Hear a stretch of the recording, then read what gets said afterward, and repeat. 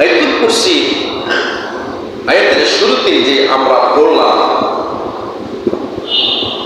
আল্লাহু লা ইলাহা ইল্লা হুয়া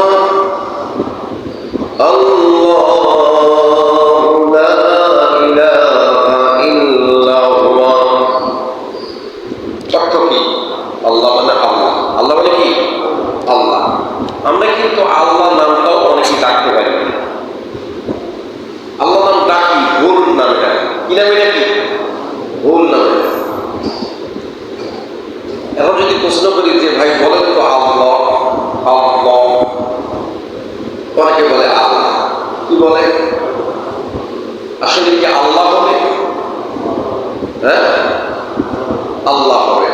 আল্লাহ অর্থ ভুল হবে কি? আল্লাহ। বলেন আল্লাহ, একবার বলেন আল্লাহ, আল্লাহ। এটা হলো সঠিক আল্লাহ। আমরা কিন্তু বলি যে আল্লাহ, কথায় কথায় দেখুন, খেয়াল করবেন, কথার প্রসঙ্গ বলবেন আর আল্লাহ আছে, আল্লাহ দেখুন, কিন্তু আমরা আল্লাহ কথাটা পুরোপুরি ভুল বললাম। সমাজে জায়গায় কি হলো? গোনা হলো। কথা বলতে গিয়ে আমরা গোনা করে ফেলি না। আসলে বলতে হবে কি? আল্লাহ, আল্লাহু লা ইলাহা ইল্লা হুয়া আল হাইয়ুল কাইয়্যুম। আল্লাহু আকবার। আল্লাহু আল্লাহ রাব্বুল আলামিন লা ইলাহা ইল্লা হুয়া, নেই কোনো ইলাহ ইল্লা হুয়া, তিনি ব্যতীত কোনো ইলাহ না। তিনি ব্যতীত কোনো ইলাহ আছে না। এখন আপনাদের সামনে বলতে চাই, বিভিন্ন ধর্মীরা বিভিন্ন ভাবে খোদাকে ডাকে। ডাকে খ্রিস্টানরা ঈশ্বর বলে ডাকে। কি বলে ডাকে? ঈশ্বর বলে ডাকে।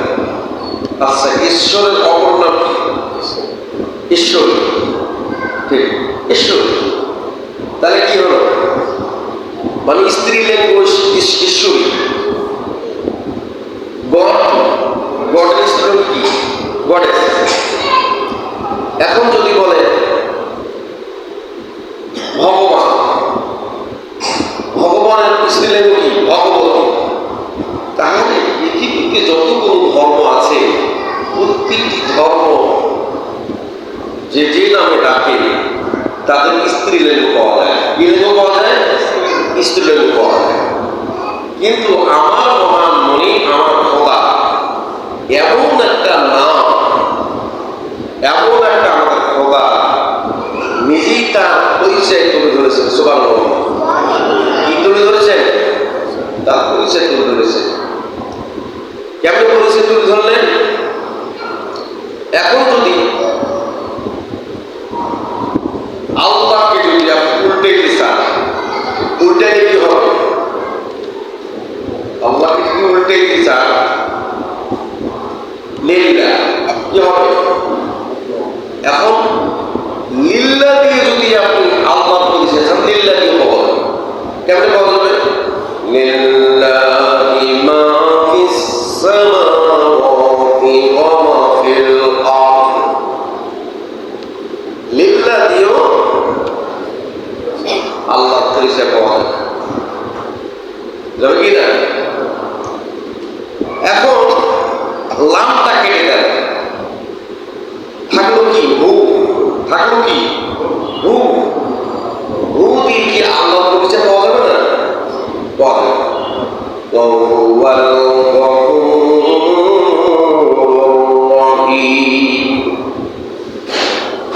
আমরা শুধু হু দিয়ে যদি আল্লাহ পরিচয় চাই, হু দিয়েও পরিচয় পাওয়া যাবে। আল্লাহ ক্ষমাশীল এবং মেহেরবান, রহমান, রহিম। সুবহানাল্লাহ।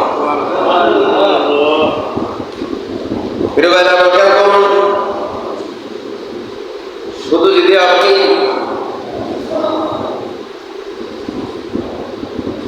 আল্লাহ পাকের পরিচয় পেতে চান, আপনি যেভাবে চাবেন সেভাবে আল্লাহ পরিচয় পাওয়া যাবে।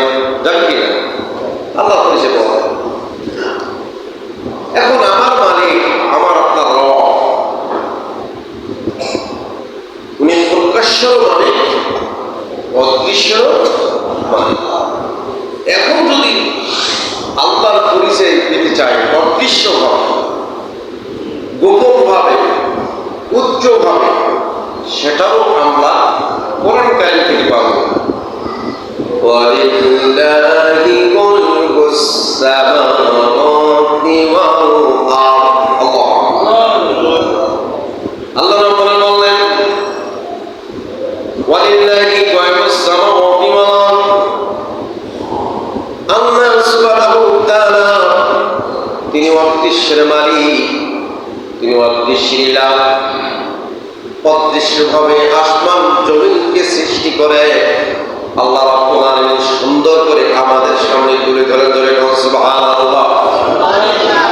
এখন আসমানের কি কোন আমাদের মাথার যে আসমান এটা কোন খুঁটিয়েছে? কথা বলেন, এটা কোন খুঁটিয়েছে? একটা খুঁটি। আমাদের মসজিদে কতগুলো পিলার আছে? অনেক পিলার আছে। প্রতিটি একটা করে সাইডে তিনটা করে পিলার, চারটে করে পিলার আছে। মাঝখানে আছে, এই যে মাঝখানে ওয়ালটা আছে, পিলার আছে, বিমটা আছে পিলারের উপর। তাহলে দেখবেন ভালো করে খেয়াল করুন, দেখুন যে আল্লাহ সুবহানাহু ওয়া তাআলা আসমানটাকে আমাদের মাথার উপর ধরে আছে, কোনো পিলার নাই, কোনো খুঁটি নেই। ঠিক কি আল্লাহ রাব্বুল বলেন ইয়া রাব্বাল আলামিন, হে পরওয়ারদিগার, আপনি এক একটা গ্রহ নক্ষত্রকে আপনি তৈরি করেছেন, কোনটার সাথে মিল রাখেন না। যদি প্রশ্ন করি, আমার আল্লাহ রাব্বুল আলামিন কোরআন কারীমের মধ্যে তুলে ধরলেন আল্লাহু আখরাজাকুম মিন বুতুনি উম্মাহাতিকুম। যে আমি আল্লাহ